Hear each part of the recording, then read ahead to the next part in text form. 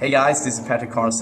You might know me as the guy with the most IM medals in the world, and you're watching Duncan Thorin Shields YouTube channel. Pleasure being here. Right, this is going to be another episode of Reflections, and my guest for this one is going to be Hex, who is obviously most famous for his time with the OpTic brand, although part of this interview will be the fact that he somehow has found, I mean, I made the joke on a different show that you've found the infinite money glitch of esports, which is you get the brand, you build it up, you sell it to someone, then later on you buy it back for not as much as you sold it for, then you build it up, then you sell it again, and then you get, a few years later, you buy it back again. It's like you've actually found the infinite money glitch, mate. Like you can essentially you can get it back anytime you want, and in the meantime, you get millions of dollars come your way, and it's still yours at the end. So I don't know how you did that, but maybe you will be able to explain to me in this video. Well, one, it was thank you for having me, but that was not the plan at all. Sure. It never is the plan. And secondly, I'd like to apologize. We were supposed to film this a couple of days ago, but I just landed from Italy and I was mad jet lagged, and I apologize deeply. Okay, right. Let's get into it though, Hex, because one thing I want to start with is a question I'm sure isn't asked of you in interviews, which is Hex used to play competitive Call of Duty. How good was Hex? Listen, right there, over there, right over there, there is a River City's finest 3v3 hardcore Call of Duty 4 tournament, and that's Call of Duty 2 was where I really played competitively, like almost on a daily basis. But the scene back in 2005, 2006 obviously wasn't what it is today. So if it was, I would have found out very quickly that these hands don't move. All right. Okay. Professional players' hands. If people don't know, you already were like in your mid-20s at this point in time, right? You weren't a young 29. spring pop. There you go. It's okay. Yeah. Okay. I was 29 when I started. When I fully delved right into OpTic, but I started playing video games when I was like 25, 26. It was the weirdest thing ever and the luckiest thing I've ever done. I feel like in Call of Duty, you guys are also a bit like our CS ethic, where we have no problem flaming if we don't think the game's that good or a version isn't that good. So here's a question I want to ask you, Hex. I'm not actually that versed on Call of Duty. Like, I've watched some of the big finals, but I do know old school Call of Duty, like the era you're talking about, Call of Duty 1 and Call of Duty 2. Actually, I even used to work at the time with Team 3D, and they had a really good team in that game. If people don't know, it was one of the top teams. So it was Complexity and all those like old school CS clans all had them. And when I used to watch the game back then, I actually was sort of vibing with it, mate. It was like a lot closer to like, it was almost like a bit of CS and a bit of Quake. It was kind of arcadey, you know what I mean? Like it wasn't kind of as slow as it is now. What do you think of the old school COD? Is it more your liking? Oh, dude, there's no school like the old school, man. You know that. And for me, look, I don't think the Call of Duty set out to be, I mean, I guess any other esport, you can say the same, but they didn't set out to be, spectator sports, right? They just made a piece of artwork that was interactive and there's a little bit of competition to it, and then we turned it into a spectator sport. But I like the old school better. I mean, I do like the visuals now, but I think that some of the mechanics and some of the things that made Call of Duty, the sniping specifically, I think like that's all gone away. So I'm always going to be for the old. What about, how did this transition come then? Because as you say, obviously you were already an older gamer anyway when you were playing in the early competitive scene. And then quite early on, even though you weren't the one who made the name, you obviously then iconically become associated with OpTic. So how does that transition take place? Were you already someone who had an interest in business, for example? Yeah, look, I mean, at the time I was 25. I was by that time I was already still working in the mortgage industry here in the United States, right before the bubble happened. Good timing. So, okay. Yeah, so I think I had some business acumen, but not enough to do what I do today. Or I don't, this space was forgiving enough that allowed for people like me who have no education from a business standpoint to sort of grow with the sport and make it a little bit more viable for somebody like me, somebody like anybody else that's been doing it to sort of like allow for those mistakes to not be detrimental to a point to where there's no business there. And I did come from a graffiti background, and some of my friends were really good graffiti writers, and I understood sponsorship because they were sponsored. And then that little key that says you promote this, you get paid this, that's a sponsorship. That little thing just like drove me to today, right? Because it was just a simple concept that I could get behind. And people in the olden days, as I'm sure you have, like we donated our time. I donated at least 2 years of definitely 1 year, 1 full year of being a referee for free for a Call of Duty website called NX Gamers back in the day. And what I wanted to do, right, as a 25-year-old, 26-year-old, what I wanted to do is become better at Call of Duty too. And the only way that because people were making videos back then, so the only way that I felt that I could learn is by watching these 17, 18-year-old dudes play their game and sort of pick up some tendencies from them and, to elevate my game. But I donated a lot of my time in the beginning. Obviously, this is something we'll come to later on with the media aspect. But one thing that I imagine has roots in the graph scene that you're talking about is you understood the idea of having like an iconic brand or something that sticks out, right? And people can see a symbol and immediately know what it means, right? Exactly. Yeah, graffiti is all about self-promotion. As much as graffiti writers like to say, don't self-promote it, whatever. It's all about getting your name out there, right? And that's what I spent the majority of my youth doing. And numbers like speak louder than anything, right? It's a provable.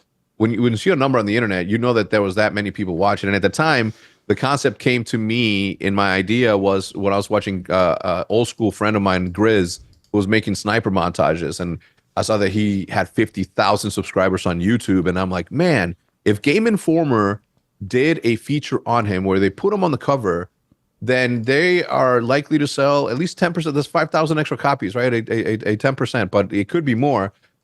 Just because I immediately knew, I'm like, man, this is something like people are willingly like tuning in to watch this dude on a daily basis. So the tough part is done, right? The toughest part is to get somebody to a destination. That was already done. So I'm like, man, if I become this dude's agent, I can, like, that's my first thing to do. And then after that, we're going to do this thing called the 0 hour where he plays, live in front of people. How do we got to figure out the live aspect of that at some point. But like, that would be cool. We call it 0 hour and all that. So right there, like my brain just started to sort of like put puzzle piece things together. And ultimately I just ended up doing it for myself. One thing I think is quite fun when I was researching all the different teams that you've worked with is I noticed that in the Call of Duty scene, the absolute best players who are all the Hall of Famers have been in a whole bunch of different franchises. It's actually not kind of like traditional sports. Like it really is like as if someone had played for like the Raiders and the Niners and like, the Patriots, but like they just had different eras in them. So actually I thought what was cool was in your early era with the COD team, I can ask you about some players that I actually don't think people associate that much, even though they've had comebacks later with OpTic. So the two obvious ones I want to ask about initially are Jkap and Rambo. I think most people probably consider them more iconic envy players for obvious reasons. So they probably think of them as rivals. But in the early days, these were your guys. These are the ones you were winning the championships with, right? That's right. Yeah, Jkap got me our first Call of Duty championship alongside Big Timer and to me like and Rambo too. To me, those two dudes were like the first puzzle pieces where I started to sort of become a general manager of sorts. Where I'm like, man, these are the better ones. And I had a lot of help from my friend Diesel, who created the logo of OpTic. But right, back in the day, the competition side of OpTic was left behind almost, right? And we sort of started making videos on the on YouTube to become popular, right? Like again, I had that mentality where like, man, we gotta this audience is there, this community is there because if I'm seeking, there has to be 1,000 other me's that are seeking information. And that's ultimately how it happened. But yeah, Jkap and Rambo, absolutely.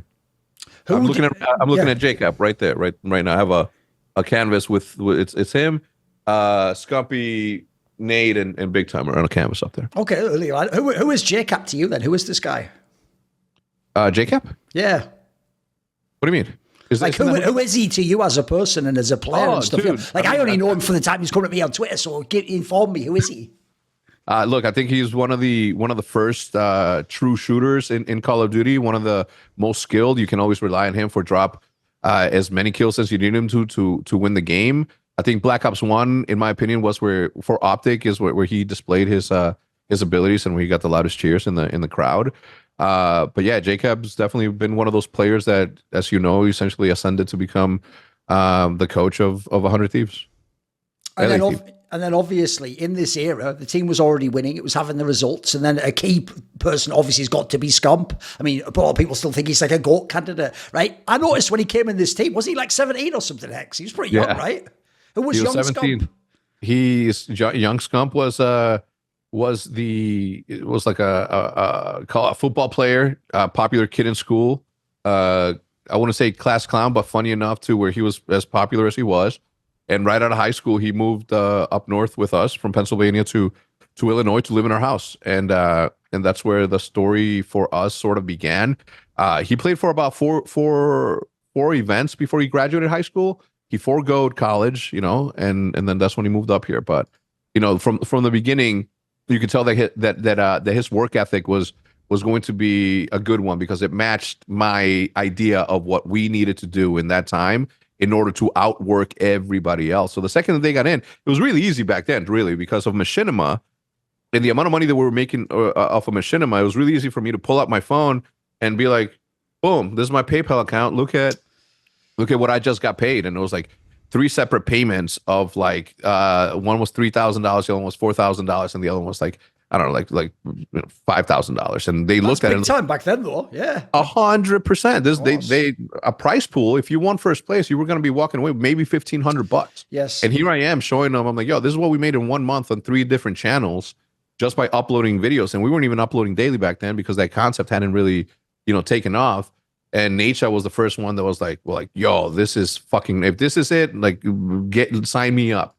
And that's when I'm like, all right, that's where I started to sort of learn what business was going to be created out of this thing. But once you showed them the money, it was really easy. And then from there, I just try to show them the way as much as I could. I knew that they were going to be foregoing college. They were going to, not necessarily work on their future. So I made it a responsibility for me to make sure that they were capitalizing every single moment. And in doing that, I also freed them to concentrate only on winning and not worrying about whether or not they were going to be able to pay bills by competing, because the bills were already taken care of just by the extra work that they were doing after scrims and all that. Some people just play their asses off and don't win any money, and they're struggling to make ends meet. And I wanted to make sure that they did not go through that. One of the reasons I also pointed out before that a lot of the big names have cycled through the big orgs, and they've done, where you make the stack, and then if you lose the worlds, you make a different one, and then, you join your friend, or you get sick of this. The one person, I've just brought him up, I want to talk about Scump in this regard, is like, mate, he's done some like Kobe shit where you just with one org pretty much your whole time. He kind of is Mr. OpTic, right? What has this guy, he must have had the offers over the years. He must have had times where he maybe thought the lives were like, how did he stick it out this long? It's kind of a unique, right? Yeah, look, I think at the same time, so we'll keep winning too. Yeah, I think everybody was under the understanding, because I explained it as best as I could, and I made sure that everybody was on the same page, that if we stick together, this sitcom that ultimately we are a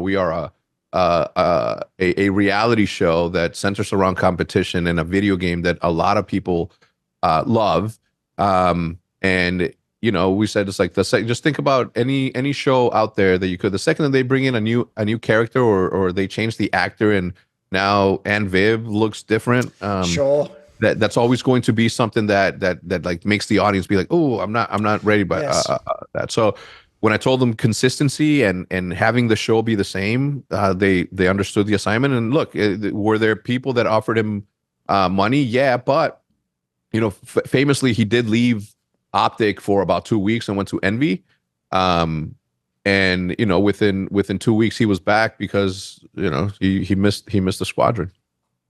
Along these lines, obviously one thing you're feeding into it is there has been this sort of vision of it isn't just the game. I mean, essentially, I actually think that you were ahead of the esports industry, mate. Like the esports industry did try to be sports. So they thought, right, what we do is we're the best in the server. And then, being the best, like we win the tournament. This is actually, people don't know how even like the fucking deals used to be with the brands. Like, hey, we're number one in America, whatever. Whereas what you understood the whole time was like, actually, we've got to sort of bridge the gap of the media stuff because ESPN doesn't watch. And there aren't at the time, there wasn't even really many people like me or who would make videos. So the org itself has to make the content, right? You have to make the vlogs, you have to make the updates. People have to, instead of just fighting on an IRC channel back then, you have to actually make a vlog and do your drama, do it in public, make it like this show, right? Yeah, that thought came because at the time, again, during my machinima days, I said, I'm like, man, if, obviously the MLG circuit was popping back then and it was popular, and, Call of Duty hadn't really seen its it was still a growing sport. It was nothing, right? Nobody was watching. And I thought to myself, if I make a team where it's me, Hutch, Tabe from Sweden, and C-Nanners, another old school. I'm like, we would sell way more t-shirts than anybody else, not just in Call of Duty, but anybody else that showed up to this venue because of what we have going on in the entertainment side of this. Right. And then I said to myself, I'm like, well, it's going to be easier for me to turn professional players into personalities, camera personalities, instead of, you can't put good hands on popular streamers or at the time creators. So that's when we went back and we picked up the old extravagant team, which was Jkap, Rambo, Big Timer, and Merc. Yes. So that's where that thought came from. Just selling more t-shirts than everybody else, right? Because at the time, I'm like, man, I don't have a fucking job. My wife is pregnant.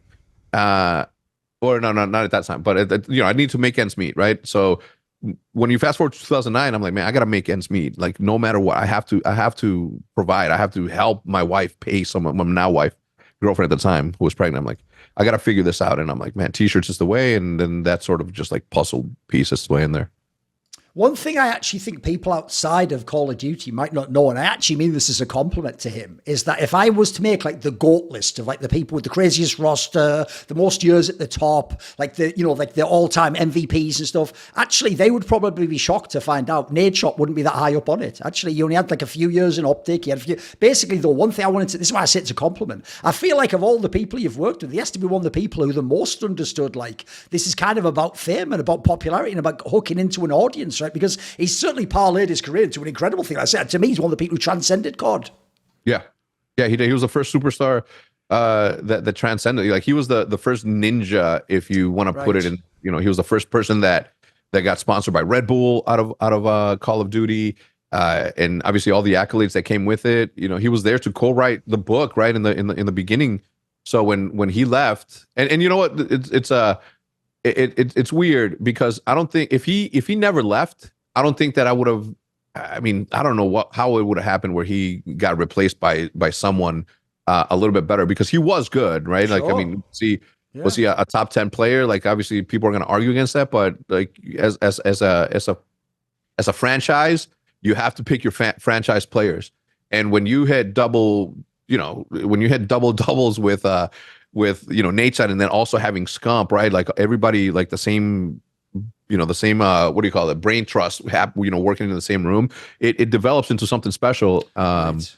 So when he left, it sucked because we're losing one of the biggest superstars that video games had ever seen. So I felt a little bit a certain way about it. He felt a certain way about the way that things were going back then. So we disagreed on some things, and he went off to build a $400 million company called 100 Thieves. So to me, that was good, because people always ask me how I feel about that. And I said, man, if I think about where we're at in this stage in esports, where it's still growing and it's still becoming things, we're still going through all the bullshit trial and error shit that we go through. And it because you and all the old school people, like obviously Richard Lewis and people like us. And I consider myself one of you guys, because we are fucking strict and we don't take no bullshit about what needs to be done in order for this thing to outlive everybody. Because right now everybody's just like, oh, this opportunity here, let's just do it, let's do this, without the ramifications of, is it cool enough to keep people interested? Is it honorable enough to continue to play the game that you're supposed to, or are you just here to fucking money grab because it's an opportunity?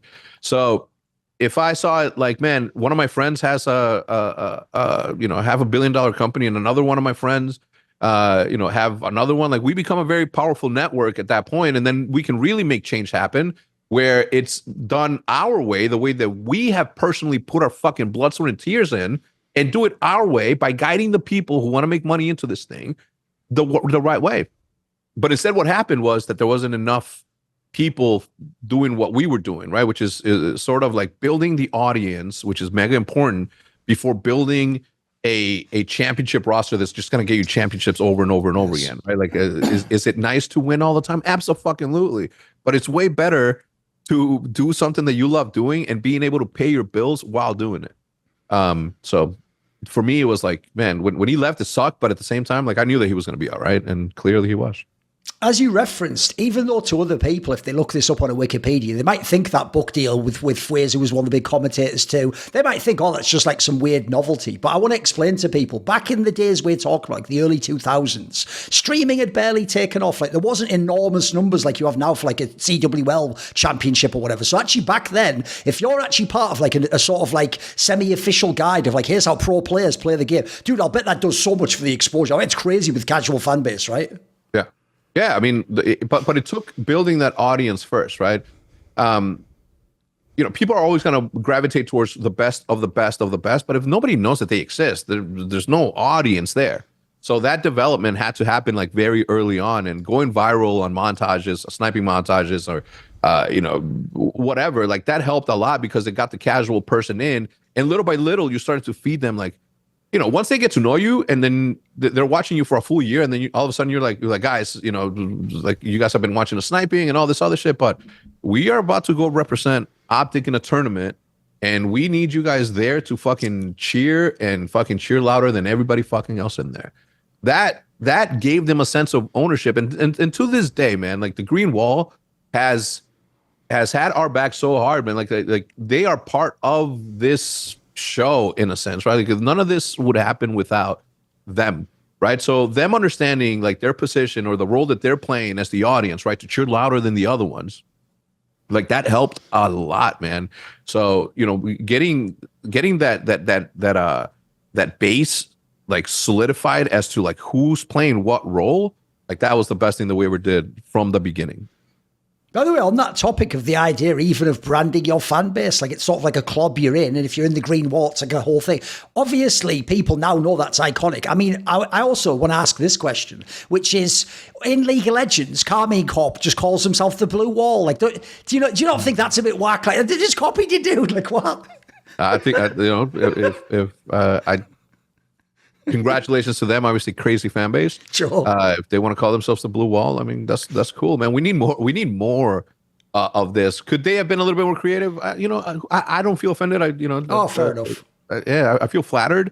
But at the same time, like, man, the more orgs that have fan bases like that, the fucking better, right? Like, you go back. The beauty about what we do, Thorin, is that for the last 12 to 14 years. I've been doing podcasts. You've been doing podcasts. So everything that you have said has come true. And you have proof because you can go all the way fucking back there and say, look, it was 7 years ago when I said this. I've been screaming it at the top of my lungs for over the past decade for players to concentrate on their fucking, on their personal brand and their social media on top of competing. Some people have done it and some people are reaping those benefits. Organizations back then, I was saying, it's like, man, how beautiful would it be if we had 2 more phases and 2 more optics and 2 more cloud, people who had massive, I didn't want to be just the biggest in Call of Duty. Like I wanted to be the biggest that I could in all esports, and more people could have done that by doing our strategy. Then the space would have been in a much better place. And not only that, but we would have had way more fucking control than we do right now. And that to me has always been one of the biggest misses from everybody that's been in the space, because we never kept the recipe secret. We screamed it at the top of our lungs because I understood that that if my competitors are as big as me, there's plenty of food to go around, right? That's but it elevates the space to a place where it gives us, the creators, us the people who put the blood, sweat, and tears into this, more power into deciding how we go into this next iteration. So when the Call of Duty League came on, we had none of that. The people that were in those rooms were not us. Yes. Oh, by the way, along these lines, and another thing I want to actually say as well is, I thought it was just a Call of Duty thing. Like, right, these are just like, it's the most popular Call of Duty team. Obviously, they've got Nadeshot and Scump and all these big guys. They won the championship. I thought, right, it's just a game-specific thing. But what actually taught me the power of having a fan base like that, mate, is I think you were the first org in esports that could somehow get fans to cross over. Because you remember this, when you came to CSGO, and initially the team wasn't that good, but then eventually, famously, around E-League, it peaked and it won the championship, right? I used to have fans who clearly weren't from CS if I clicked on their account, and they would be messaging me when I'd do a tweet like, OpTic's going to lose to FaZe Clan this next match here, like they don't have the firepower on Mirage or whatever. They'd be messaging me. I could tell they didn't know the game. They would you were wrong. They would just be telling me like, bro, you just don't know OpTic though. Like in OpTic, we're clutch as fuck, bro. Like, when it comes down to the big game. And I was thinking, what are you talking about? It's not Call of Duty. It's a different game. But it made me realize, wait, these are actually COD fans who are sort of activated in another game now. Like, give me some thoughts on this. I've never seen that. Like, maybe now in the modern day, people like G2 have some of that. But this is like almost 10 years ago now, guys. Dude, it's the magic of knowing, right? When you go to pick any random sporting event and there's two teams that you have never seen before, but you recognize that one player from somewhere else, you're gonna cheer for that player because you have a sense of relationship with them, right? You said a sense of understanding that I know who this guy is, right? You're always gonna cheer for the one that you know versus the one that you don't know, right? So for us, it was like, again, the same importance that I was saying. It would be me, Scump, and Hitch had a lot to do with the way that we presented like our story on a weekly basis through Vision. We never had a Call of Duty segment, and we had those segments, but it was never strictly for that. Everybody that appeared on it, we would have Mixwell next to me, we would have Rush next to Scump, and we would like make it a point to let all of the big side of the audience, the Call of Duty audience, to know the people that they were going to be cheering for. And we went above and beyond to explain the seriousness of how cool and how important it was for us to win that. So when they know the importance of somebody that they know and how they feel about that, they themselves become personally invested in that game's success or in that team's success. And that's why the Green Wall has always been, I mean, when we went into Dota, that's the one that really surprised me, right? Because, I wasn't expecting it to be Counter-Strike, obviously, search and destroy, right? And that's easy. Yes. But like Dota and others like that, those are the ones that surprised me the most. Sure.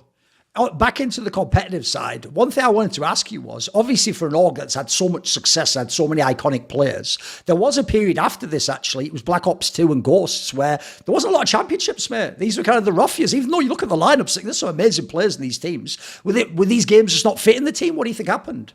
I ask my players all the time. I don't know. But I tell you, man, like when we had the dynasty and we were winning nonstop, I'm not saying like, listen, I hope that those days come back, but there is something to be said about, again, the thought that if you're always winning, then there's no adversity, and if there's no adversity, there's no drama, there's no entertainment, right?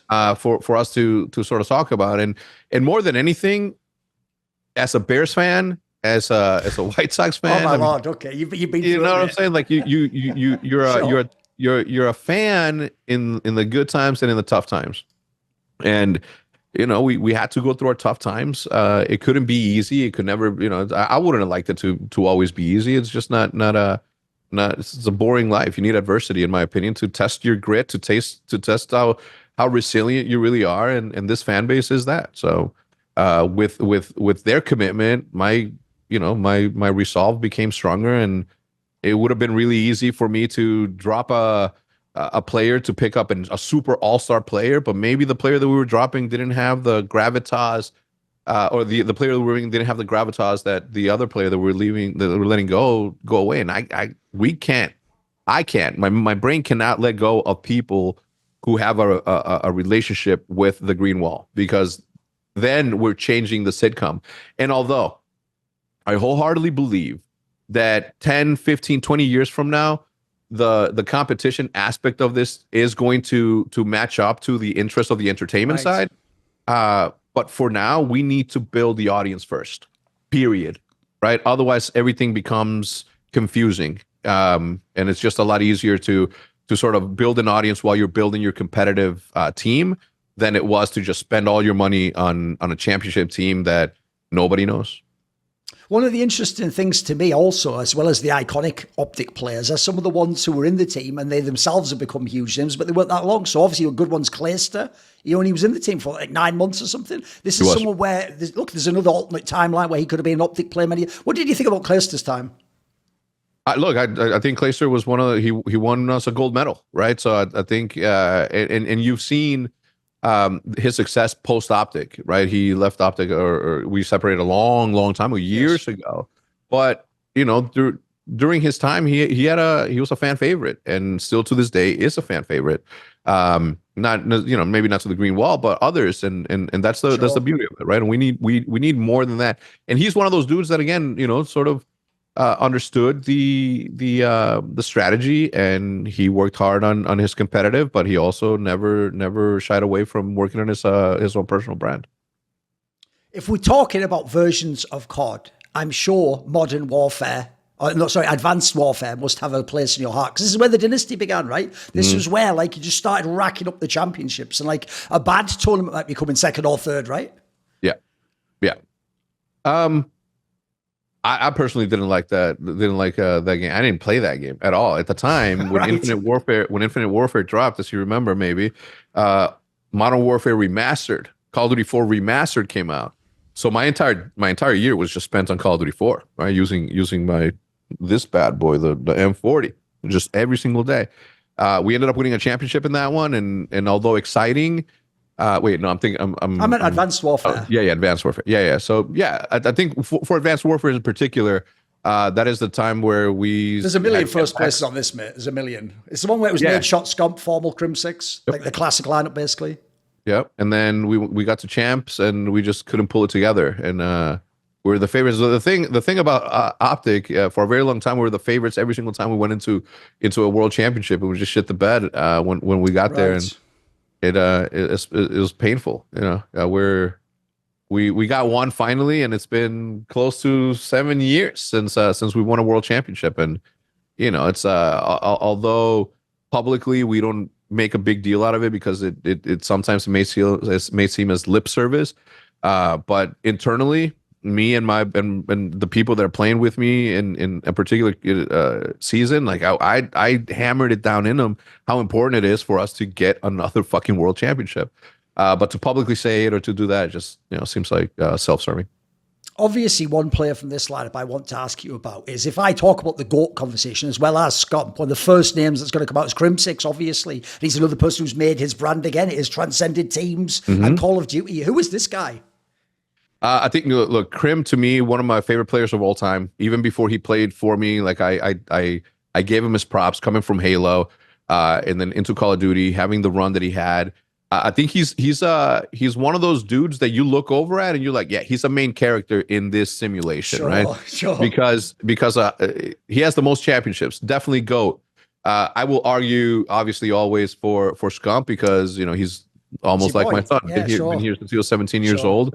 But also, like, from a talent perspective, like, the kid's got it, right? Like, no one can deny the Scump in game, but more importantly, the amount of work that he put in post game to build the brand that he has built, like, just speaks to the testament of how you know, how focused he is on the task at hand. And still to this day, you know, he's getting married. I'm planning his bachelor party, and he wants to go do the bachelor party during the week because he's got to work on Friday, Saturday, and Sunday, right? On the watch party.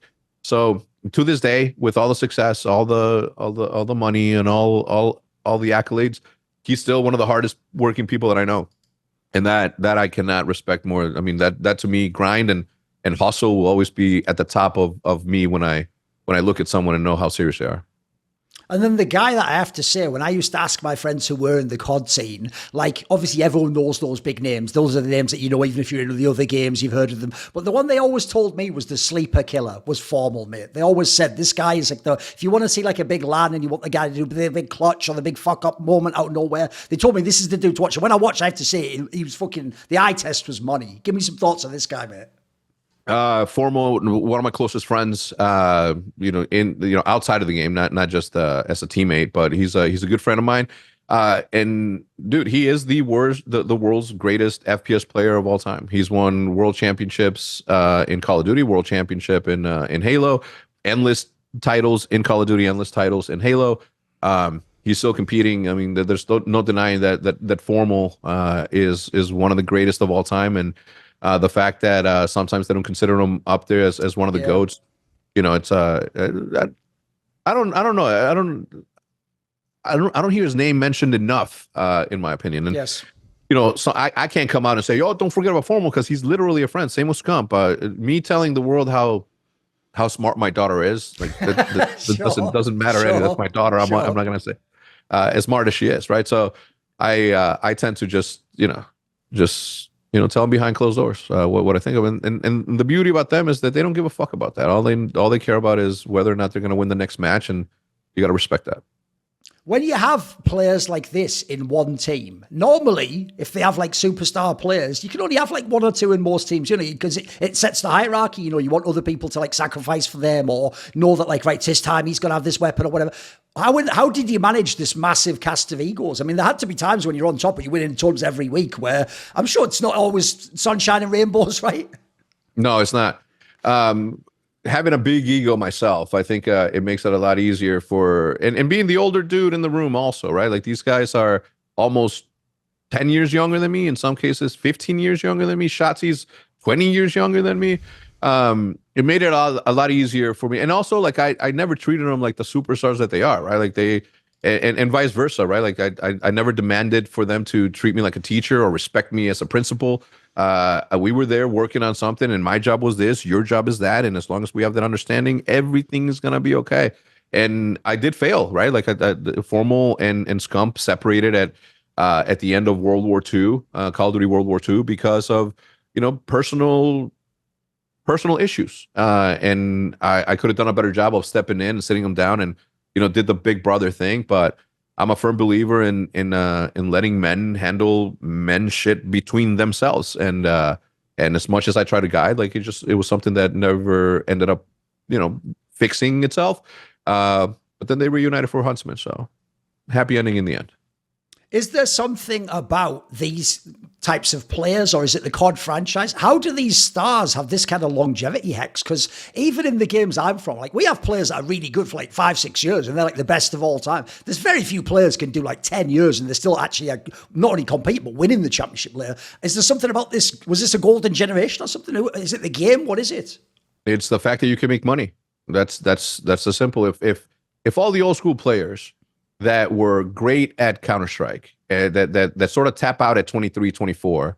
Like, they're not tapping out at 23, 24 because they can't keep up with the game. They're tapping out at 23, 24 because they are grown people who have grown man responsibilities who have to pay bills somehow. Sure. And dedicating your life to playing 8 hours a day and then travel, like, you have to pay bills somehow. And the money wasn't there back then. So I think that what we're seeing now is the true test of how long somebody can last, right? Like Clayster, I think he's like 30, I think, or getting up there.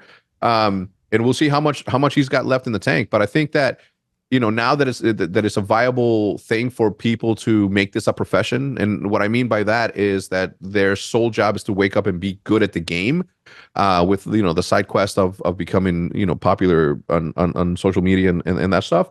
I think now we're going to truly, test the age limit, or the age that people start tapping off of. Because although, people say that Clay has his moments and he doesn't, like, he still has his moment. He's still on a professional team. So we'll see. But yeah, I think it has to do with the fact that people no longer have to choose between eating and competing. And then this just show, if someone's only like known a little bit about COD, this interview should show you why this particular dynasty was one of the great esports dynasties of all time. Is I've just gone through the other three players, and then now it's like at the end I'm just adding on Ricama, who has all like the world championships, and people don't know, like, if this guy's like your fourth best player or your sleeper player, you've got a pretty fucking good team. So give me some thoughts on this guy, because he's another one where it's not even the fault of these players, it's just when you've got names like Scump and Crimsix, someone's name's going to get left out, right? Yeah, no, and I don't think that he does. I mean, he's the only one currently in OpTic with 3 world championship rings, right? He's the only. I think there's only like 2 more people that have the same 3 rings as him. But like, again, he's the utility quiet player. He's the one that does all the dirty work and doesn't need the praise, doesn't need the lights and the glamour, and he does it all for the team, which is why when the opportunity came up of him becoming the coach, I think people will listen to him. He's still good at every fucking game that he plays, and people respect the fact that he's put in the work, and he's never sought the limelight, and he's never gone above and beyond to be the forerunner, even though he is that, right? Like, people in the crowd know who that is, and the respect is given always, of course. Is it crazy for you to realize and let it sink in that that original dynasty are all retired? No, no, never. No, I mean, I've everything that's happening now was predictable. When Nadeshot used to make fun of my age, I said, when you're 34, I want to see a full set of hair the way that I have a full set of hair. Okay. All right. And I told him, I'm like, man, it's crazy that in like 10 years, one of you is going to have kids. Two of you are going to have kids. And right. you guys are going to be grown men, and you guys have responsibilities. You guys are going to understand that. And, when Nade left and he decided to start his own team in 100 Thieves, I thought to myself, I'm like, good, motherfucker, good. Go get those fucking headaches with dealing with people just like you, having the player ego, having like the partners, having like the business side of this, which is, I set out to be a content creator. The only reason I picked up the ball of an executive was because nobody else was around to do that. Luckily for me, obviously. But yeah, like I was super happy because he was about to get the headaches that I had been dealing with for 7 years with him. So when he got into, everything that's happened to him, I'm like, that's what you get, motherfucker. It's like you say, the other key thing is it's only when they come to the end of their career and then eventually retire that people will realize how valuable that personal brand is. I can tell you, this is sad because not only in Counter-Strike have a lot of players not done it to this day, but even some of the people who are like my colleagues, like analysts and commentators, some of them like either don't have a YouTube channel or they've barely ever uploaded there. And I would even tell them, look, even though you might think, well, I'm on my, my week off the event or whatever, I was like, literally, those years will pay dividends, mate, one day. I mean, for a start off, obviously in my work, if you didn't get the events, you can still be relevant, right? You can still do a video, you can keep yourself in the public consciousness. Like, I feel like there's so many star players. This is why I say I think you were ahead of the game, mate, because like you said, you figured out the media before the dynasty. A lot of the other ones, it's like they only realize at the end, like, oh, I should add on that. I should add like a YouTube. I should do my social media. But if they would have done that at the height of their peak, these guys could have been like millions and millions of followers, right? Yeah, and Call of Duty would have been in a better place because it would have been more optics out there. Yes, it wasn't just Optic and FaZe. It would have been Optic, FaZe, and name any other team. Could have been Envy with H3. Could have been all these people. They just chose to go down the competitive route where I'm like, all right, listen, I'm not a businessman, so 2 + 2 = 4. So if we can't pay below 4, we can't do it. Right. So we never expanded into another team. Like the only reason we were able to expand into Counter-Strike was because we went from making, I believe, $250,000 a year with one headset sponsor to making $1.1 million with another sponsor. Right. And I'm like, I'm like with characters, the utility that we use has to matter. I have a firm rule that if we ever change sponsors, there has to be a 3-month cool period where we don't promote anything else until the next thing comes in. Because what sort of hypocrite is going to be promoting, a headset and then the next month when the contract looks too cynical, right? No, sure. I care about the fan base because I am the fan base, right? I am everything that I've ever done. I've done it through the lens of a fan and what I would like my favorite team to act and do as, right? So, the Bulls treating Michael Jordan the way that they did, fuck the Bulls and that organization, right? I don't want that. I don't want anybody to ever say that about fuck Optic. They did Nate wrong, or they did fucking Embos wrong, or somebody wrong. That's just not my thing. I wouldn't want my favorite team to act that way. Therefore, I don't act that way. In this esports world, it can seem like everyone's against you, but I've always got the Scrilluminati, my Patreon community, riding with me. And it is thanks to the support of the following people, this video and all of them on my channel are made possible. Matt, Pugnacho Rakula, Ahmed Haju, Frisky, Tosh, Jensen Gore, Animosity, Toucan, Tobias Bernasconi. If you've ever watched my videos, you know now I'm going to give a massive shout out to Jerky's Minion, the main man. Do you want to suggest a topic or a guest for my content? You want teasers? Find out who the upcoming interview guests are. Maybe you want to ask me a question. I tend to answer them at length in my video AMA. Do you want to take part in one of those dinner discussions where we talk about what you're interested in esports? Well, if any of these perks or more appeal to you, put your money where your mouth is. Join the Scrilluminati today, where in the description box below is a Patreon link.